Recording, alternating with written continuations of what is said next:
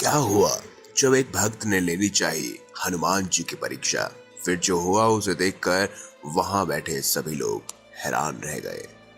शुरू करने से पहले एक बार कमेंट बॉक्स में जय श्री राम अवश्य लिखें ताकि वीडियो की शुरुआत अच्छी से हो।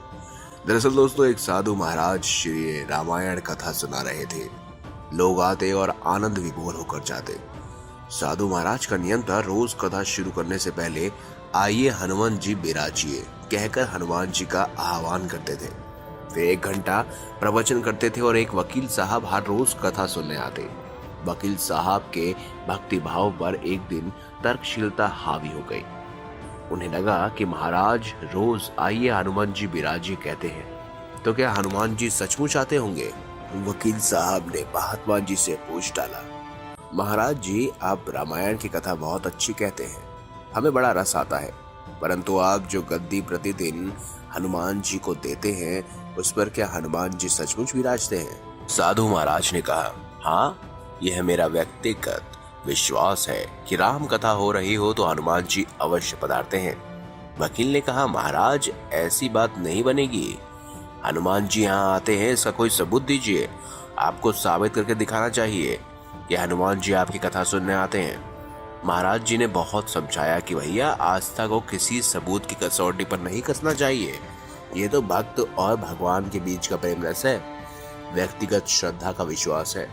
आप कहो तो मैं प्रवचन करना बंद कर दूं या आप कथा में आना छोड़ दो। लेकिन वकील नहीं माना, कहता ही रहा कि आप कई दिनों से दावा करते आ रहे हैं, ये बात और स्थानों पर भी कहते होंगे, इसीलिए महाराज आपको तो साबित करना होगा कि हनुमान जी कथा सुनने आते हैं। इस तरह दोनों के बीच वाद विवाद होता रहा। मौखिक संघर्ष बढ़ता चला गया। हार कर साधु महाराज ने कहा, हनुमान जी हैं या नहीं इसका सबूत कल दिलाऊंगा।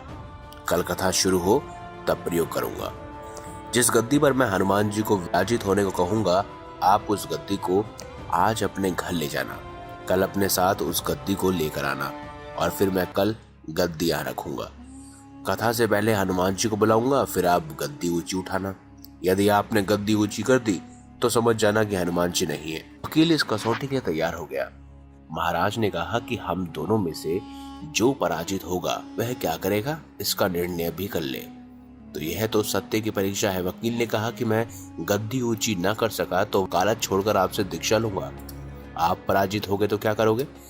साधु ने कहा, मैं कथा वाचन छोड़कर आपके ऑफिस का चपड़ासी बन जाऊंगा। अगले दिन कथा पंडाल में भारी भीड़ हुई।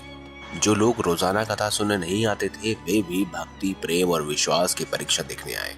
काफी भीड़ हो गई, पंडाल भर गया। श्रद्धा और विश्वास का प्रश्न जो था, साधु महाराज और वकील साहब कथा पंडाल में पधारे। गद्दी रखी हुई थी। महाराज जी ने सजल नेत्र मंगलाचरण किया और फिर बोले, आइए हनुमान जी बिराजिए। ऐसा बोलते ही साधु महाराज के नेत्र सजल हो उठे। मन ही मन साधु बोले, प्रभु, आज मेरा प्रश्न नहीं बल्कि रघुकुल रीत की परंपरा का सवाल है। मैं तो एक साधारण सजन हूँ, मेरी भक्ति और आस्था की लाज रखना। फिर वकील साहब को निमंत्रण दिया गया, आइए गद्दी ऊंची कीजिए। लोगों की आंखें जम गई। वकील साहब खड़े हुए।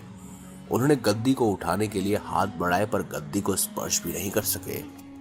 जो भी कारण रहा, उन्होंने 3 बार हाथ उठाया किंतु तीनों बार असफल रहे। महात्मा जी देख रहे थे। गद्दी को पकड़ना तो दूर, वकील साहब गद्दी को छू भी नहीं सकते। तीनों बार वकील साहब पसीने से तरबतर हो गए। वकील साहब साधु महाराज के चरणों में गिर पड़े और बोले, महाराज, गद्दी उठाना तो दूर, मुझे नहीं मालूम था कि मेरा हाथ तो इस गद्दी तो को छू नहीं पाएगा। मैं अपनी हार स्वीकार करता हूँ। कहते हैं कि श्रद्धा और भक्ति के साथ की गई आराधना में बहुत शक्ति होती है। मानो तो देव नहीं तो पत्थर। प्रभु की मूर्ति तो पाषाण की भी होती है, लेकिन भक्त के भाव से उसमें प्राण प्रतिष्ठा होती है तो प्रभु विराजते हैं। दोस्तों, अगर आपको ये वीडियो अच्छी लगी हो तो इस वीडियो को लाइक करें, हमारे चैनल को सब्सक्राइब करें और इसे ज्यादा से ज्यादा शेयर अवश्य करें। धन्यवाद।